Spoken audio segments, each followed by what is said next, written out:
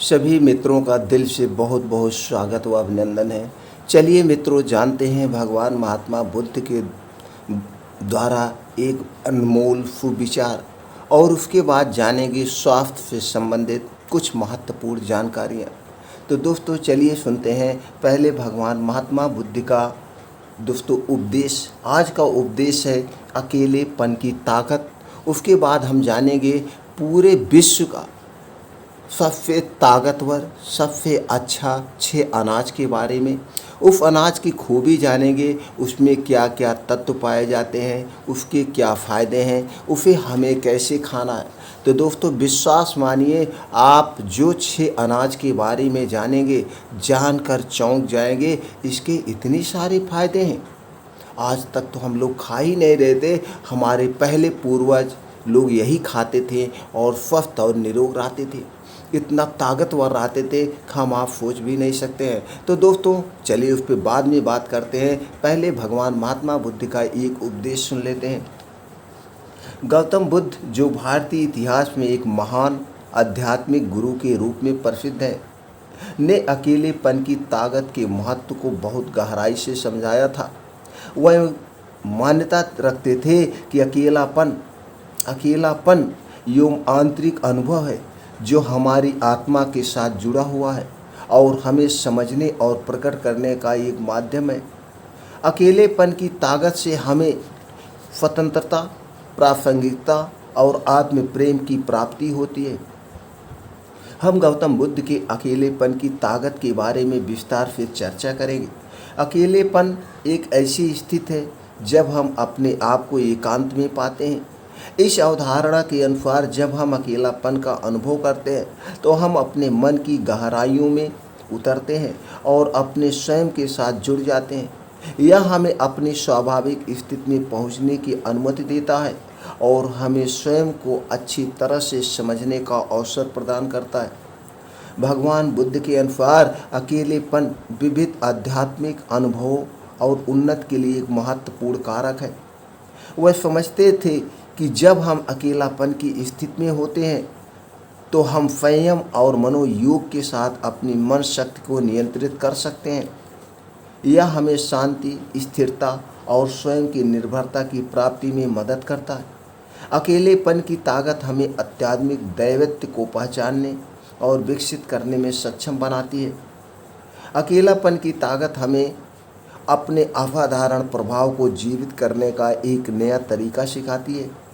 यह हमें आत्मविश्वास, स्वावलंबन और स्वाधीनता का अनुभव करने में सक्षम बनाती है। जब हम अकेलापन में होते हैं तो हमें अपने विचारों, भावनाओं और आदर्शों के साथ मिलीभगत बनाने का मौका मिलता है। यह हमें स्वयं की नज़रिया, मान्यताएं और साधारणताओं को पुनर्निर्माण करने की शक्ति प्रदान करता है। भगवान गौतम बुद्ध की शिक्षाओं में अकेलापन की ताकत एक प्रमुख साधन है जो हमें दुख, दुविधा और संदेहों के साथ सहजता से निपटने में मदद करती है। जब हम अकेलापन की ताकत का अनुभव करते हैं तो हम अपनी भूमिका और जीवन के उद्देश्य को समझने का अवसर प्राप्त करते हैं। यह हमें उच्चतम आदर्शों, सत्य और शांति की ओर प्रवृत्त करता है। अकेलापन की ताकत के माध्यम से हम अपने आत्मा के साथ जुड़ते हैं और उसकी उच्चतम ज्ञान को प्राप्त करते हैं। जब हम अकेलापन का अनुभव करते हैं तो हम वास्तविकता को देखने, समझने और स्वीकार करने की क्षमता प्राप्त करते हैं।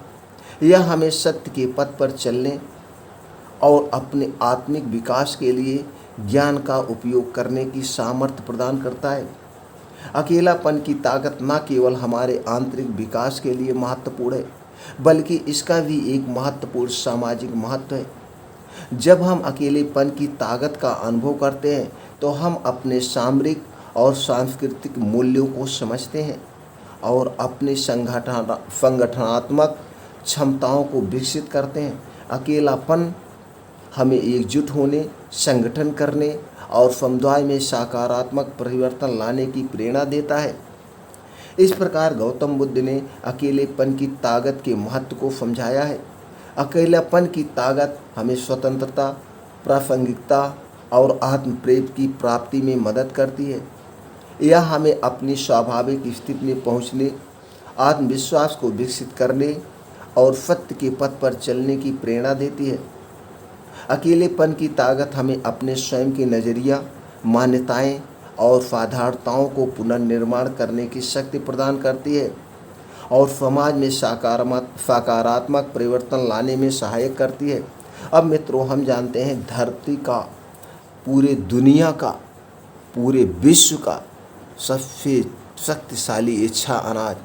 दोस्तों, आप जान लीजिए आज हम खा क्या रहे हैं और हमारी लाइफ स्टाइल क्या है। मित्रों, ये विचार हम इसलिए शेयर कर रहे हैं, आज समाज में सब लोग, वो भी खतरनाक बीमारियों से ग्रसित हैं, लेकिन उसके बारे में जानने का प्रयास नहीं करते हैं। जैसे मित्रों, छोटा सा एग्जाम्पल है, जितने आप बुकों को पढ़ेंगे, जितने आप ज्ञानियों के संपर्क में रहेंगे, जितने आप अपना ज्ञान बढ़ाएंगे, उतने आप देखते हैं चाहे वो बिजनेस हो या नौकरी हो, आप आगे बढ़ते चले जाएंगे। या जिस चीज़ में आप किसान हैं, खेतों में काम करते हैं, तो खेतों में ज़्यादा अनाज पैदा करने के लिए तो उसमें किताबें पढ़ते हैं या कहीं ना कहीं से जानकारी लेते हैं कि हम कौन सा बीज डालें, कौन सा खाद डालें, कौन सा कीटनाशक दवा डालें जिससे हमारी उपज सबसे ज़्यादा हो। तो इसी तरह से मित्रों, आप लोग भी चाहे वीडियो सुनिए, चाहे किताबें पढ़िए, अपने स्वास्थ्य से संबंधित, जब आप अपने स्वास्थ्य से संबंधित थोड़ा सा भी जागरूक हो जाएंगे, थोड़ा सा भी मित्रों, थोड़ा सा इस पर प्रकाश डालते हैं। जैसे किसी को हार्ट अटैक हुआ तो आदमी डॉक्टर के पास गया, डॉक्टर ने चेकअप किया, जो कुछ उचित था। उसके बाद क्या किया, आपको मेडिसिन दे दिया, आपने मेडिसिन लेके आया, मेडिसिन खाना शुरू किए। डॉक्टर ने आपको कुछ समय बाद बुलाया, 1 हफ्ते बाद, 10 दिन बाद, 15 दिन बाद। आप 1 हफ्ते बाद, 10 दिन बाद, 15 दिन बाद फिर डॉक्टर के पास जाते हैं। डॉक्टर क्या करता है, फिर चेकअप करता है, जैसे आराम होता है आपको फिर दोबारा बताता है कि अगर वो दवा से ठीक होने लायक है तो ठीक है, नहीं तो आपको 1-2 महीने बाद या जैसी भी कंडीशन है आपके ऊपर है, वो बताएगा कि आपको स्टंट डालना पड़ेगा, एंजियोप्लास्टिक करना पड़ेगा। इसमें आप कहेंगे ये क्या होता है, तो डॉक्टर बताएगा कि एंजियोप्लास्टिक एक प्रकार का ऑपरेशन होता है, इसमें जो है छल्ले डाले जाते हैं।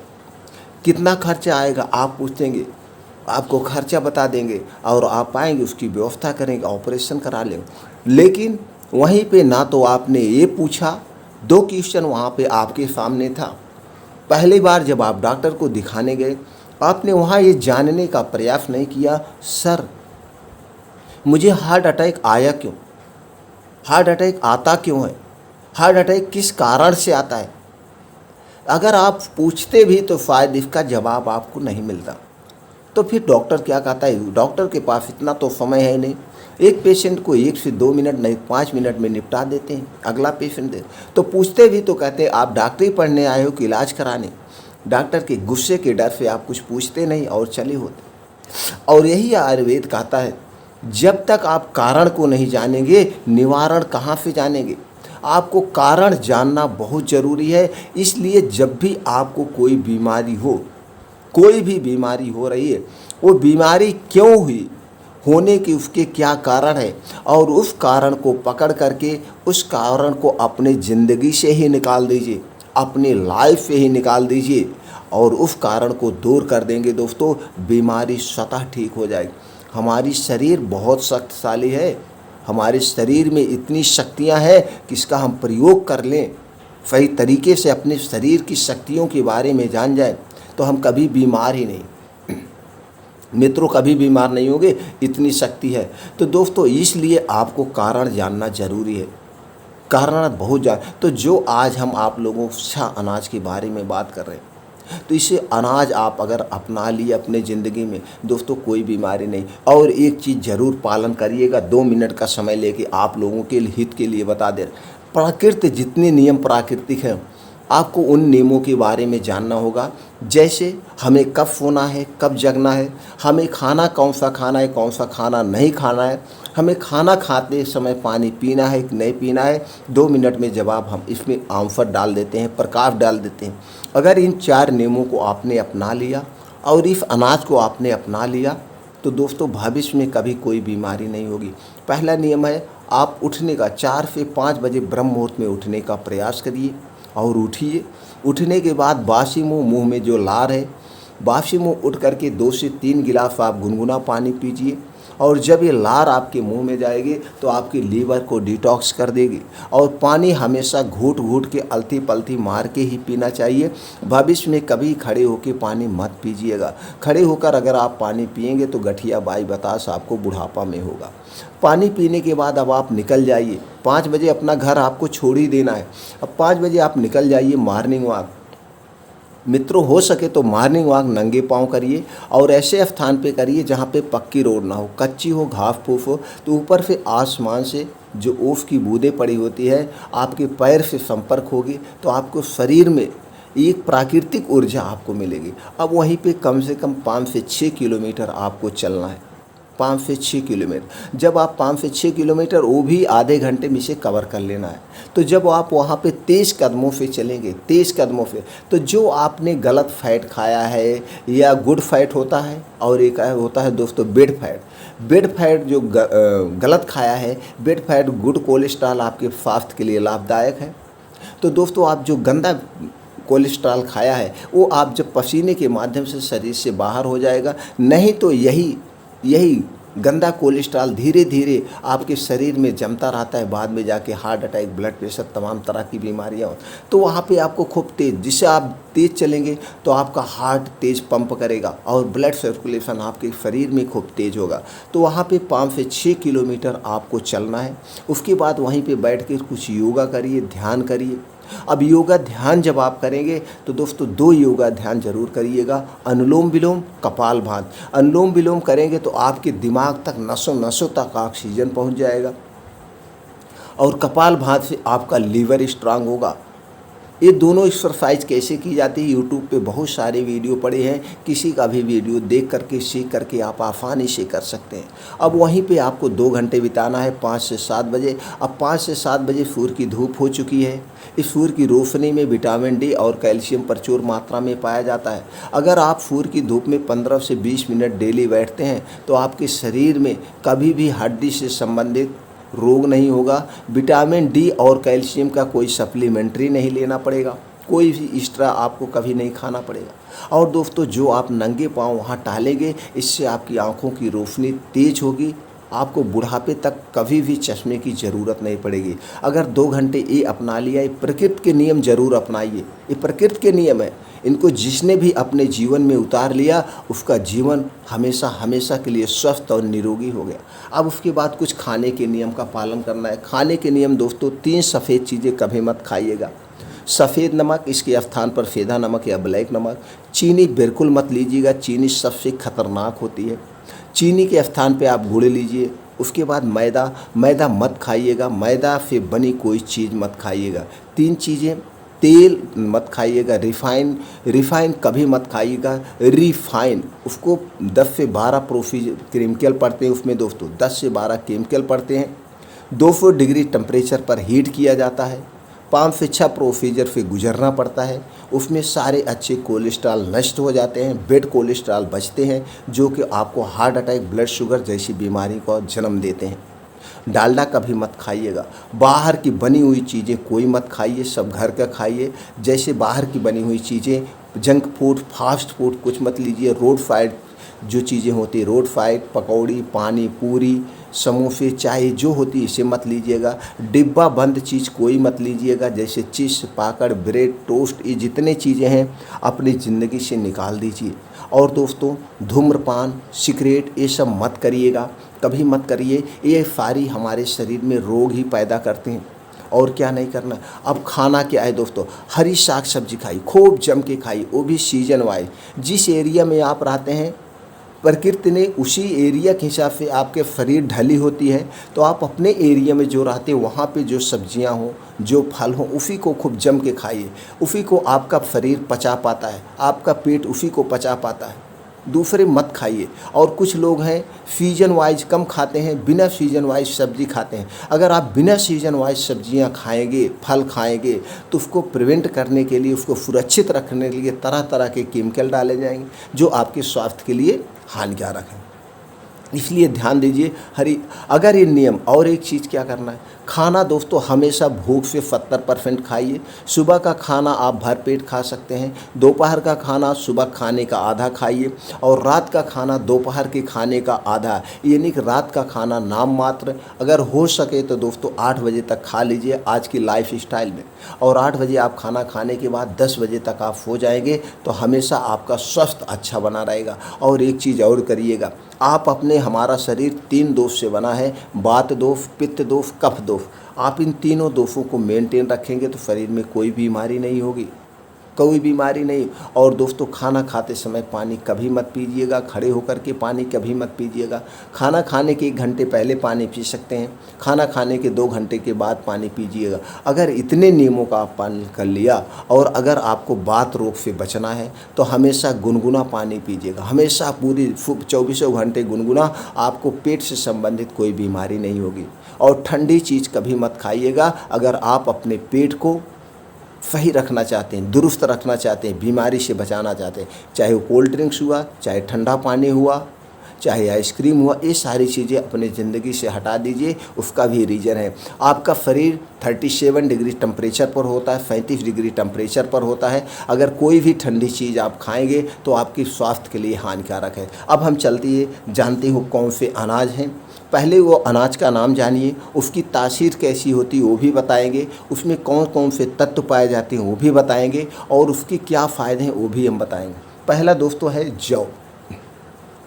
जौ की तासीर दोस्तों ठंडी होती है। इसमें क्या पाया जाता है, vitamin B complex, iron, calcium, magnesium, manganese, selenium, zinc, copper, protein, amino acid, dietary fibres और कई तरह के तत्व पाए जाते हैं। एंटीऑक्सीडेंट प्रचुर मात्रा में पाया जाता है।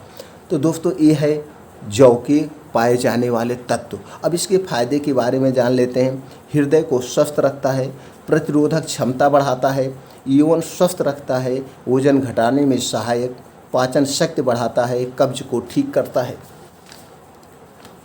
सर्दी खांसी जुखाम से बचाता है, हड्डियों और दांतों को मजबूत बनाता है, टाइप 2 डायबिटीज़ में सहायक, गर्भावस्था में लाभकारी, यूटीआई यूरिनरी ट्रैक इन्फेक्शन में फ़ायदेमंद, गर्मियों में सहायक और प्यास की तीव्रता की इच्छा को कम करता है, अर्थराइटिस में सहायक, पित्ताशय की पथरी से बचाता है, अस्थमा से बचाए, एनीमिया के जोखिमों को कम करता है, त्वचा के लिए उपयोगी, बालों को स्वस्थ रखता है, वह काला करने में सहायक है, कैंसर से बचाता है, लीवर को स्वस्थ रखता है। अब दूसरा है दोस्तों बाजरा की तासीर गर्म होती है। बाजरा में प्रचुर मात्रा में फाइबर पाया जाता है, carotene, niacin, vitamin B6, folic acid, iron, zinc, vitamin B3, vitamin B9, magnesium, copper, carbohydrate, phosphorus, इसी तरह से छोटे मोटे और सारे तत्व पाए जाते हैं। अब इसके फायदे क्या हैं दोस्तों, पाचन शक्ति को मजबूत बनाए, वजन कम करने में सहायक, डायबिटीज़ के मरीजों के लिए लाभदायक, त्वचा के लिए फ़ायदेमंद, इम्यूनिटी सिस्टम मजबूत बनाए, हृदय को स्वस्थ रखता है, अनिद्रा की बीमारी दूर होती है, एलर्जी का खतरा कम करता है, हार्ट अटैक से बचाता है।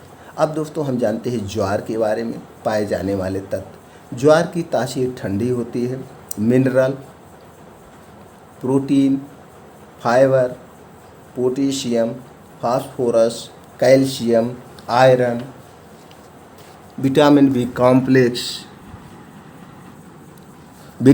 कॉम्प्लेक्स, कार्बोहाइड्रेट व अन्य तत्व पाए जाते हैं।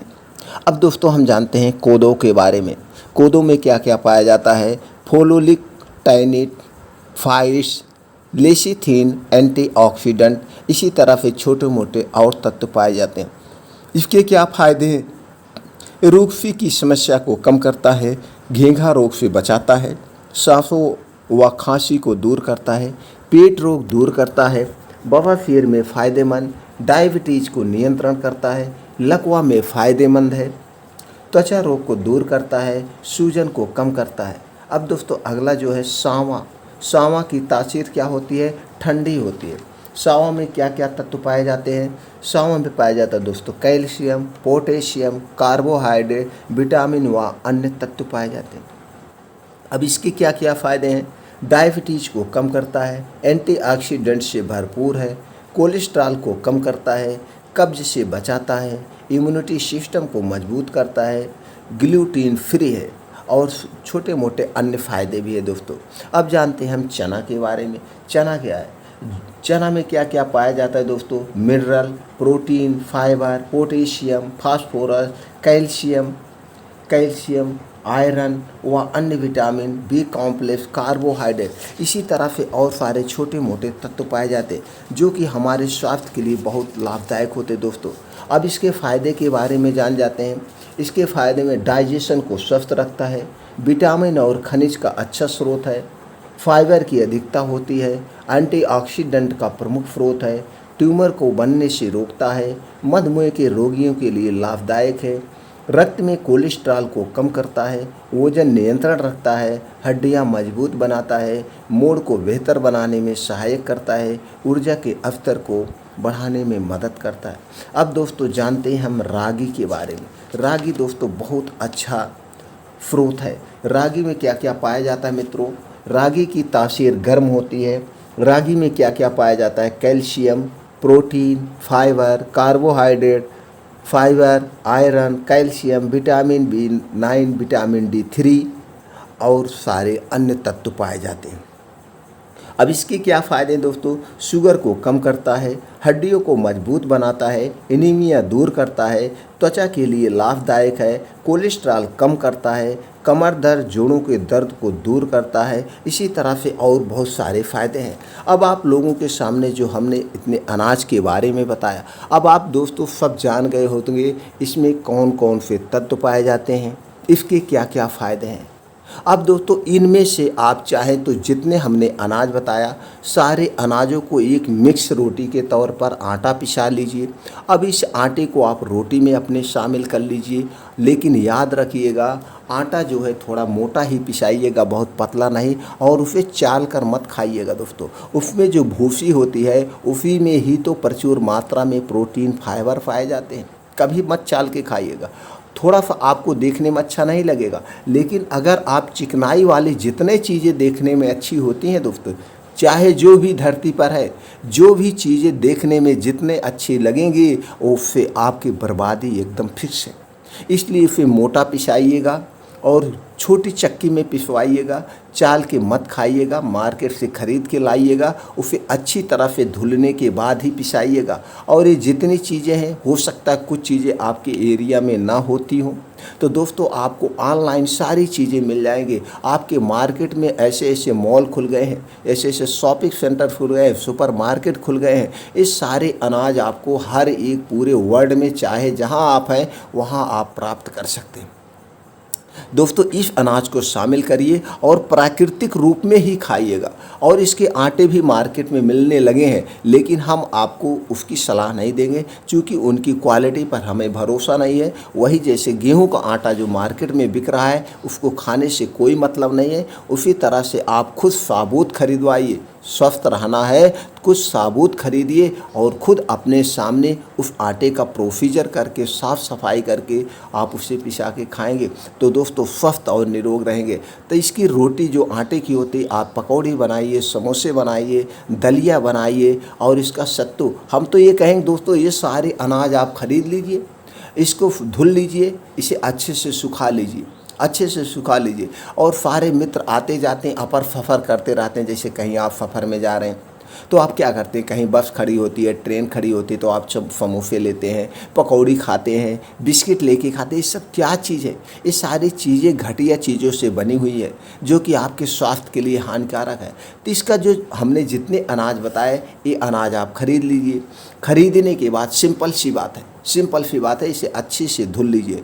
धुलने के बाद इसे अपने घर पे कढ़ाई पे गैस पे थोड़ा भून दीजिए, थोड़ा सा इसका महक आ जाए, इसको आप भून दीजिए। भुनने के बाद इसका सारा मॉइस्चर हट जाएगा।